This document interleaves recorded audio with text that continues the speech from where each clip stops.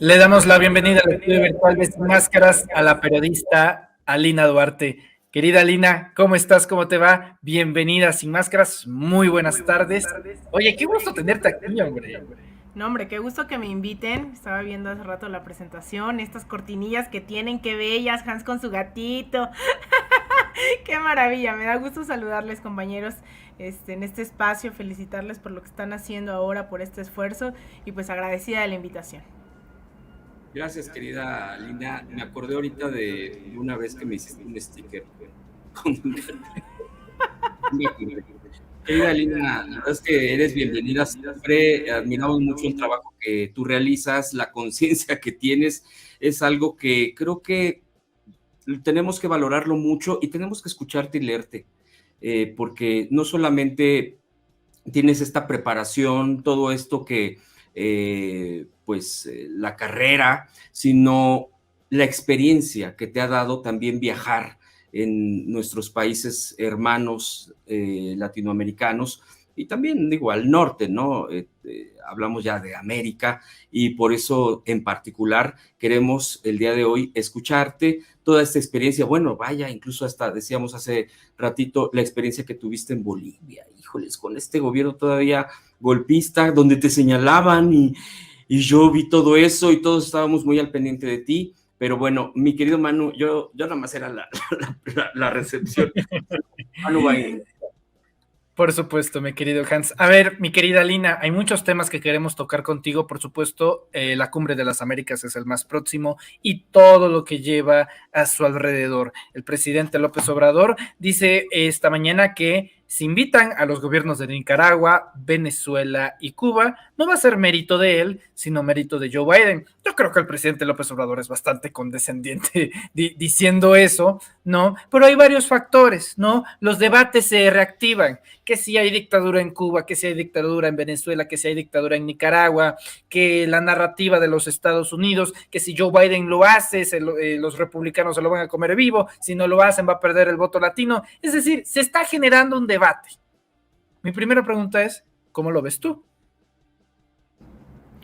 Bueno, la Cumbre de las Américas en realidad a mí me da mucho gusto nuevamente, como que se había relegado este tema, sobre todo los espacios de debate de la geopolítica, ¿no? Y del rol que jugaba México, se había relegado como a los y las internacionalistas, a las y los expertos. Y hoy por primera vez puedo decir, ¿no? Y estoy muy segura de eso, desde lo que va de esta gestión, pero específicamente desde la cumbre de la CELAC del año pasado que se llevó a cabo aquí en la Ciudad de México, la ciudadanía está clara en el rol que ha jugado el gobierno mexicano en materia regional.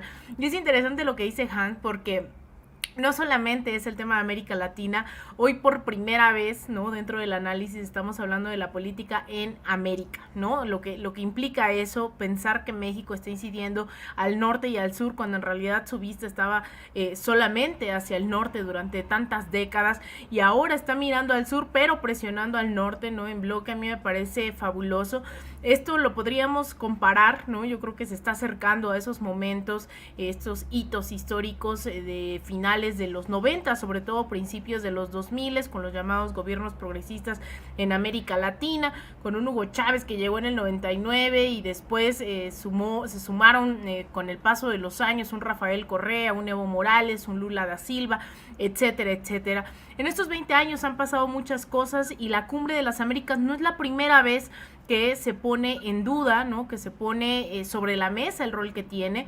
De hecho, me llena de muchísimo gusto que hoy sea en México la punta de lanza de esta discusión, porque en el año 2015, si no mal 2005, perdón, en el año 2005 fue justamente Hugo Chávez. Yo sé que a muchos todavía les da miedo decir Hugo Chávez y hablar de Venezuela, pero para eso estamos aquí, para hablar de estos y otros temas.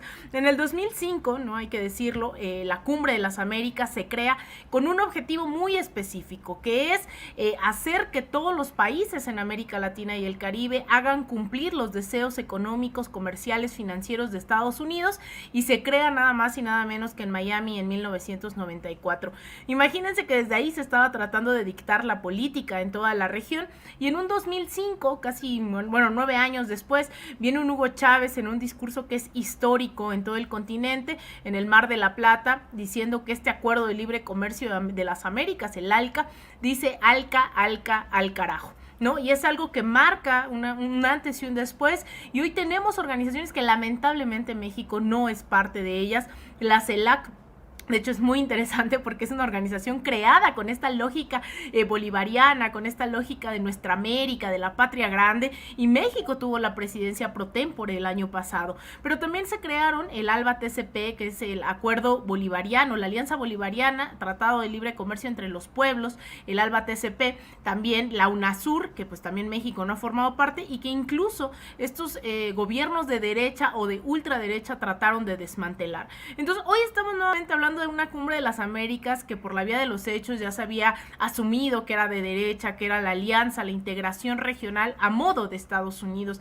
Y hoy no solo se está cuestionando la cumbre de las Américas, se está cuestionando, y yo nací para ver esto, que es la muerte de la OEA, esto que en los 70s, en los 60s llamaban el Ministerio de las Colonias de Estados Unidos, y hoy México está cuestionando qué significa la OEA, para qué sirve la OEA. Incluso el presidente ha dicho que es un organismo servil, no es cualquier cosa, es efectivamente el Ministerio de las Colonias de Estados Unidos, que ha legitimado, sobre todo en estos últimos 2 años, intentos de golpe de Estado o golpes de Estado exitosos. En el caso de Bolivia, pues fue exitoso, Almagro lo encabezó, y en el caso de Venezuela no han podido y seguramente no podrán, pero también han intentado estos golpes. Entonces viene un Andrés Manuel López Obrador desde el año pasado, y ahora con más fuerza, a decir que estamos en el momento de una integración regional, que hay que construir toda una alianza, ¿no? Una zona parecida a la Unión Europea, que en su momento, bien lo menciona, fue la Comunidad Europea y ahora es la Unión Europea. Y eso no solo es una implicación comercial, eso tiene acuerdos políticos, económicos, sociales, de acuerdo a las identidades de los países. Y claro que nos une la colonia, nos une muchísimos procesos históricos durante siglos, al menos 5 siglos, y sobre todo en esta última etapa también nos une el deseo de acabar con ese imperialismo estadounidense, con el deseo de dejar atrás, ¿no?, esa doctrina Monroe y ser el patio trasero. Entonces yo lo veo fantástico, lo veo increíble. La gente en otros países, debo decirlo, está sumamente emocionada, y cerraría diciendo que, bueno, yo también pertenezco a un centro de estudios, ¿no?, un centro de pensamiento conocido como un think tank, de los pocos progresistas estadounidenses que existen. El Consejo de Asuntos Hemisféricos me llamaban hace 2 días, 2 compañeros, ¿no?, Fred, que es un compañero que es profesor en una universidad estadounidense, y también William, y me dicen, es la primera vez después de muchos años que estamos viendo cómo se levantan nuevamente las banderas de la patria grande después de Chávez. Y decía, qué bárbaro, ¿no? Porque a veces creo que no dimensionamos lo que está provocando afuera de México todo este tipo de discursos. Yo a veces he sido muy crítica, ustedes lo saben, de muchas políticas también de la 4T, yo no me voy nada más diciendo viva todo. Creo que es el momento de pedir y exigir absolutamente todo, y la política exterior no está exenta, pero veo una radicalización, mi mero mole, ¿no? Yo lo veo en la política exterior, y creo que ahí hay que seguir poniendo el debate. Oye. Querida Lina, preguntarte, hay 2 puntos en concreto con Venezuela. Este tema del petróleo, a partir del conflicto bélico Rusia-Ucrania, incluso hasta hubo memes donde ya Biden buscaba el puente con Maduro por el tema del petróleo. ¿Qué opinas al respecto? Porque ahí es donde ya empieza a moverse y dice, no, pues entonces ya no es, no quiero nada con Venezuela, sino es también los intereses estadounidenses, y una oportunidad también, pues decir, nos necesitamos en todo caso, y también nosotros vamos a poner nuestras condiciones o nuestros elementos también de respeto a la nación. ¿Qué pasa en Venezuela con este punto en concreto? ¿Venezuela es dictadura o no es dictadura?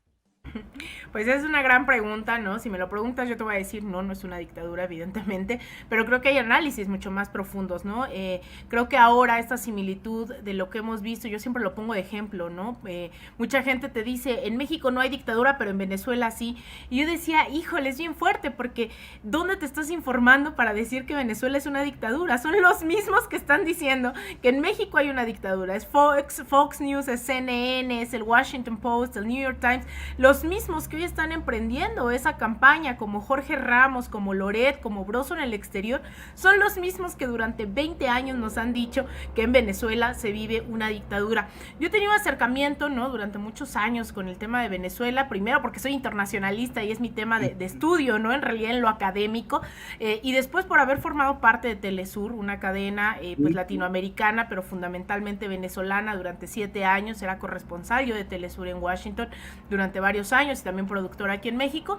Y Venezuela, ¿no?, para mí ha significado esa otra posibilidad de ver, ¿no?, una política realmente de soberanía y que les ha costado muy caro. Cuando pensamos en esta relación de Venezuela y de Estados Unidos, hay que decir que no empiezan ni con Donald Trump las agresiones, no empiezan con Joe Biden. Es un proceso de emancipación que les ha costado caro, es un bloqueo que solo se puede comparar con el bloqueo a Cuba que se ha impuesto durante 60 años. Y en el caso de Venezuela, fue Barack Obama quien empezó a decir que era una amenaza a la seguridad de Estados Unidos. Ahí es donde comienzan estas llamadas sanciones que hoy no son decenas, son más de 100 sanciones las que se han emitido en contra de Venezuela. Y el tema del petróleo es fundamental.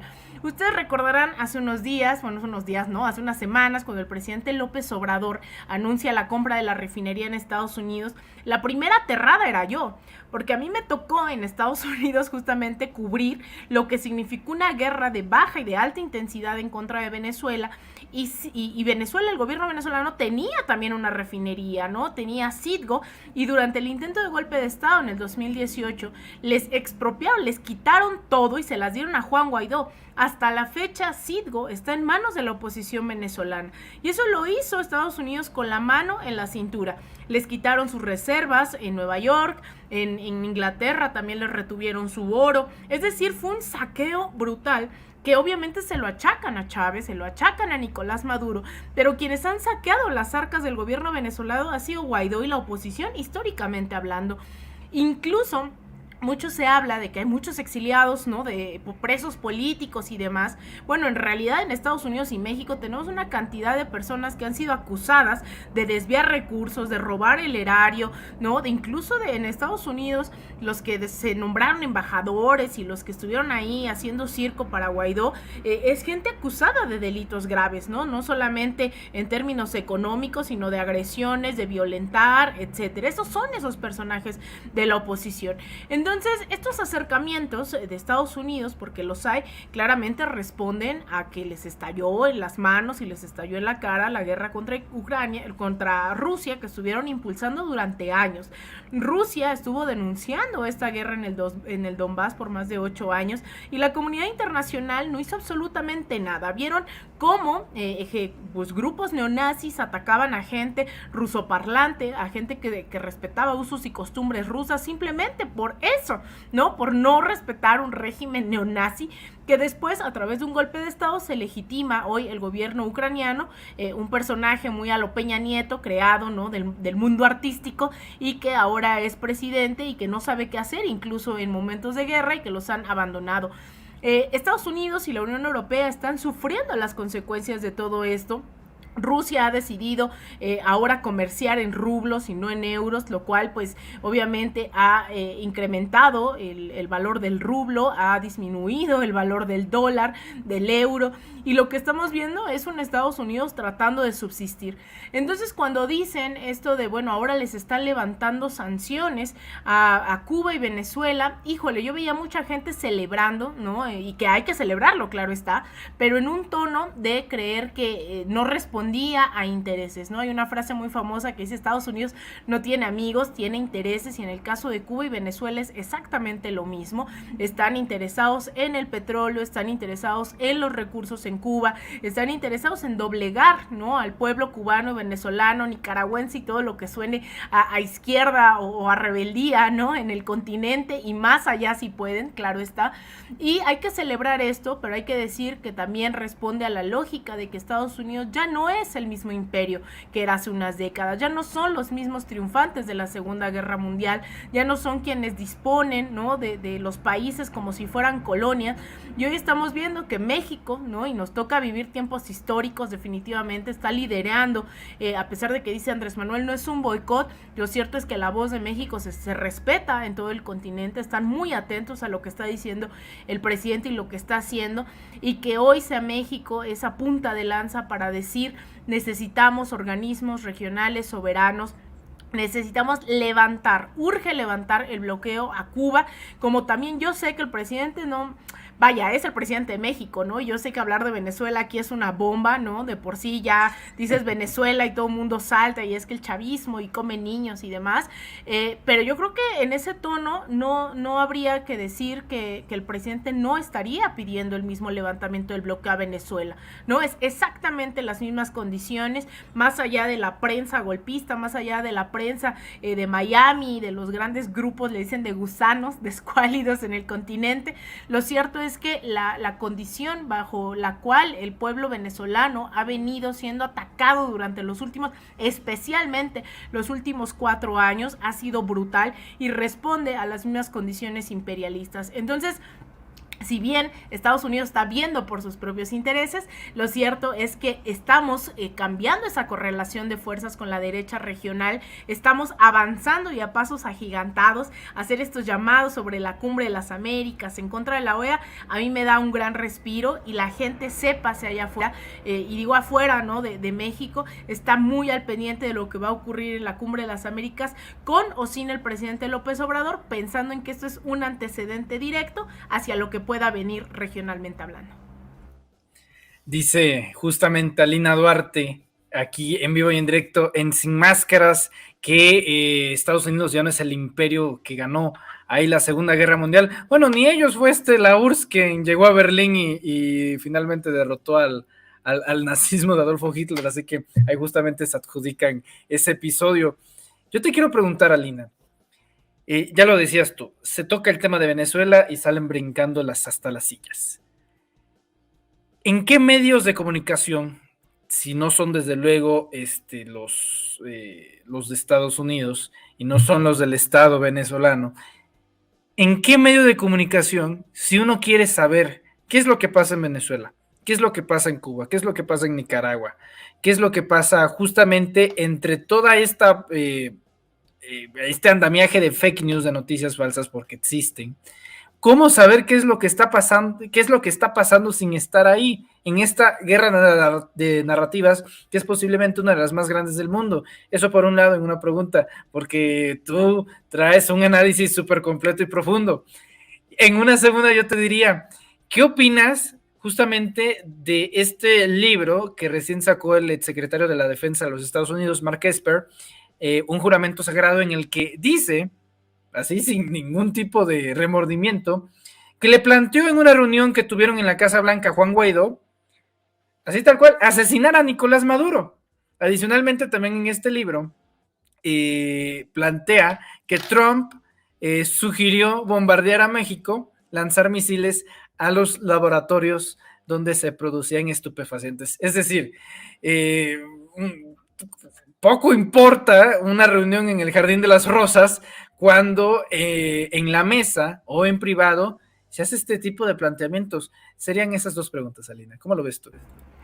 Mira, eso ahora que recuerdas el Jardín de las Rosas, yo solo una vez he entrado a la Casa Blanca y fue justamente a cubrir la gira en ese momento, bueno, la visita del presidente López Obrador cuando estaba Donald Trump, y sin caer en nacionalismos, porque yo no creo solo en el Viva México, yo creo en justamente que vivan los pueblos, ¿no?, emancipados, autónomos, independientes, y a veces, híjole, ¿no?, cuando decimos Viva México se nos olvida todo el racismo institucionalizado que hay y cómo tratamos a las y los hermanos migrantes, ¿no?, centroamericanos, etcétera, etcétera. Pero fue muy fuerte escuchar ese Viva México dentro de la Casa Blanca del presidente López Obrador. Yo decía, híjole, ¿no?, a mí nunca me ha movido un Viva México, pero pensar que se se decía, ¿no? Como con esas palabras dentro de la Casa Blanca, fue un gran antecedente que se recuperó en mucha de esta prensa independiente en América Latina. Hablando de esa prensa independiente, cuando me preguntan siempre, ¿no? De los medios, yo siempre le apuesto, ¿no? A esto que están haciendo ustedes, a esto que están haciendo en muchas otras partes de América Latina y que se han creado y que han sido atacados, que, mira, no es coincidencia. Yo sé que cuando dice que no hay que caer en estas etiquetas que nos han puesto desde Silicon Valley, ¿no? En YouTube, diciendo esto es un medio financiado por el Estado mexicano, por el Estado venezolano, porque el New York Times y toda la prensa privada no trae, ¿no? Ese afiche. Entonces, si eres ruso, venezolano, iraní, etcétera, entonces sí mereces poner ahí la etiqueta, pero si es de Elon Musk, si es de todos los empresarios, si es de Carlos Slim, no dice absolutamente nada.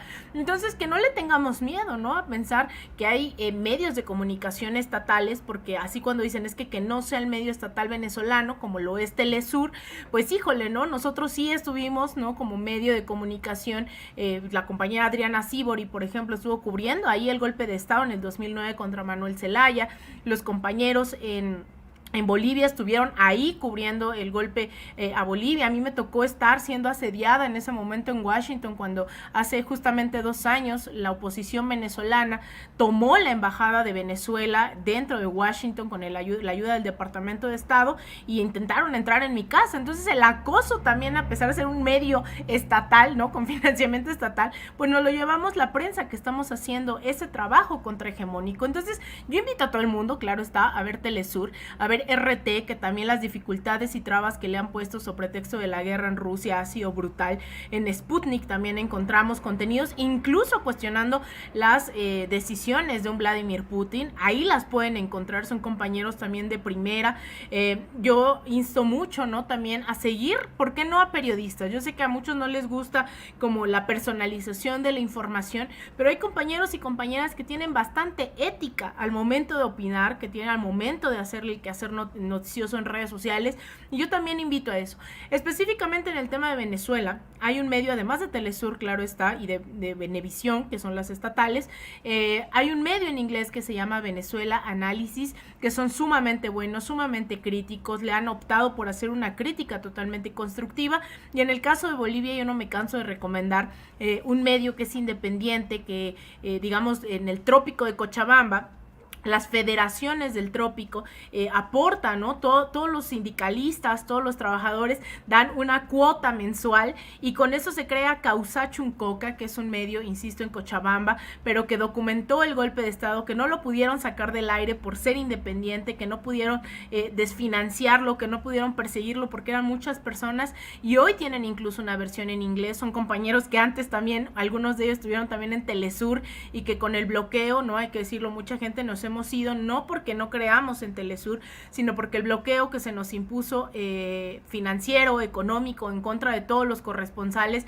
pues ha sido también, ¿no? Bastante, implica que no tenemos con qué comer, no tenemos con qué pagar la renta, y hemos tenido, ¿no? Que buscar otras formas de contribuir dentro y fuera de Telesur. Entonces hay muchos esfuerzos ahí que justamente tratan de documentar lo que vienen otros libros o vienen otros medios a decir mucho tiempo después. Nosotros hemos hablado, ¿no? La compañera Hay compañeras en Venezuela que han estado ahí en primera fila en mitad de una guerra económica, de una guerra casi que un intento de invasión, como fue el año pasado, hace 2 años en la frontera colombo-venezolana, diciendo Estados Unidos está tratando de invadir. Así que no tengamos que esperar, ¿no?, a que vengan estos medios o vengan estos exasesores también de la Casa Blanca a decir, ay, ¿saben qué? Sí queríamos matar a Maduro, porque cuando Maduro dijo, hay un intento, incluso hay fotografías, si la gente googlea, hubo un momento, un dron, que si no es por el campo magnético que estaba alrededor del evento, hubiese asesinado al presidente.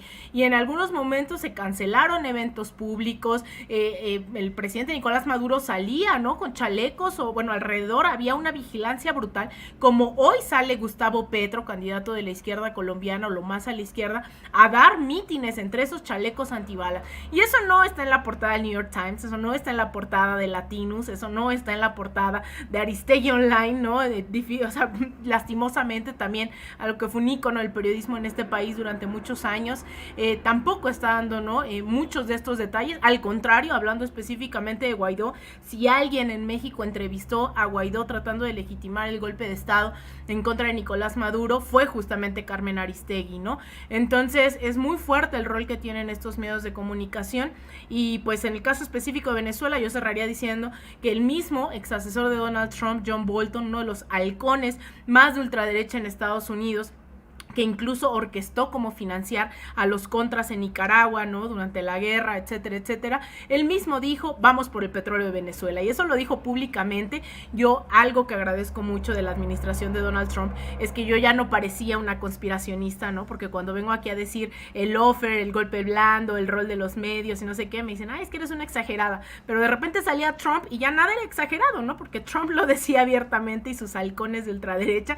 Entonces, eso sí se extraña, ¿no? A diferencia de los modos buenos, ¿no? Que suelen tener los demócratas y que te hacen guerras, invasiones, pero quedan como en esta lógica de lo hacemos por la democracia y los derechos humanos, en vez de aceptar que lo hacen por petróleo, por invasión, por despojo, por control del territorio. Entonces, no me sorprende esto que acaba de ocurrir, estas declaraciones, porque durante su momento era muy público que Guaidó había sido formado incluso en la Georgetown University, ahí en Washington DC, para justamente ser esta punta de lanza, el último de los golpistas en Venezuela, después de varios fallidos como Leopoldo López, como Enrique Capriles, como María Corina Machado, pues iba a ser el último, y parece que es el último de los últimos, porque no parece tener relevo el golpismo hoy en Venezuela.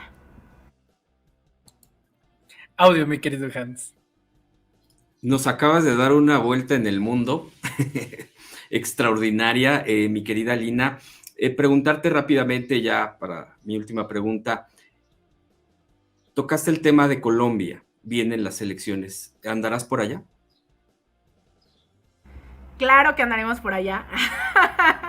Por allá estoy. Al rato voy a ir a poner un tweet con mi PayPal para quien quiera contribuir, pero ya es un hecho. Me voy el próximo jueves o viernes, creo, salgo para allá.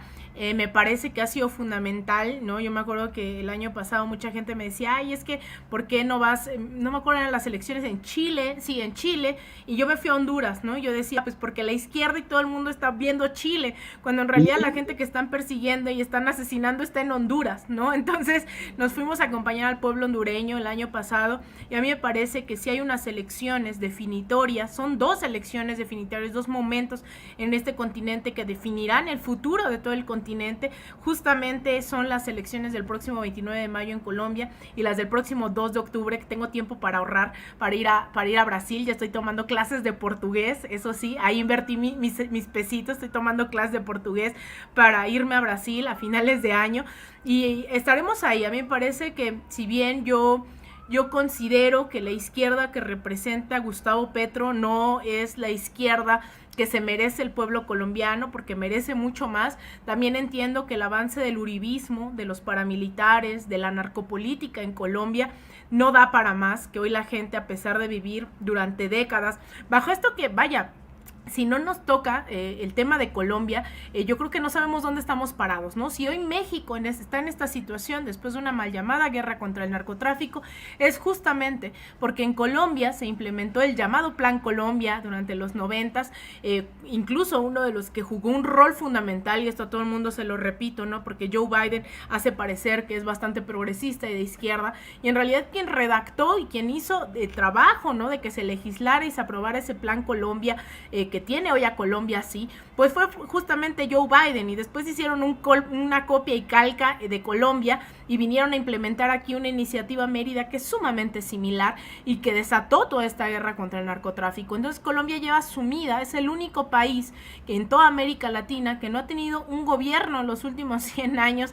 de corte progresista. Desde su independencia no ha tenido, ¿no?, dónde mirar hacia la izquierda. Ha sido de pasar de la ultraderecha a la ultraderecha, o ver el uribismo, ¿no?, cada vez más profundo, los asesinatos. Miren, ayer daba yo un dato, en lo que va del 2022 van 33 masacres en Colombia. con más de 130 civiles asesinados. Estamos hablando de condiciones totalmente... Ni siquiera sé cuál es el adjetivo. La verdad es que Colombia a mí me parece, junto con Haití, por el tema de cómo han abandonado al pueblo haitiano, pero Colombia, en términos del avance de la ultraderecha, me queda claro que no hay comparación en este continente, que se están jugando absolutamente todo, y que es por eso que Gustavo Petro es tan amenazado, ha sufrido muchas amenazas de muerte desde que era alcalde hasta ahora, que es el candidato favorito y podría ganar en primera vuelta.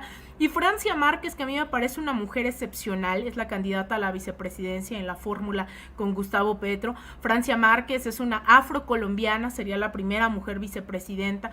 Van en todas las encuestas, sean de derecha, sean de izquierda, o sean, intenten ser neutrales, son los candidatos que van a la ventaja. El pueblo colombiano merece eso y mucho más, pero también hay altas expectativas de un fraude, eso ya en México no lo sabemos.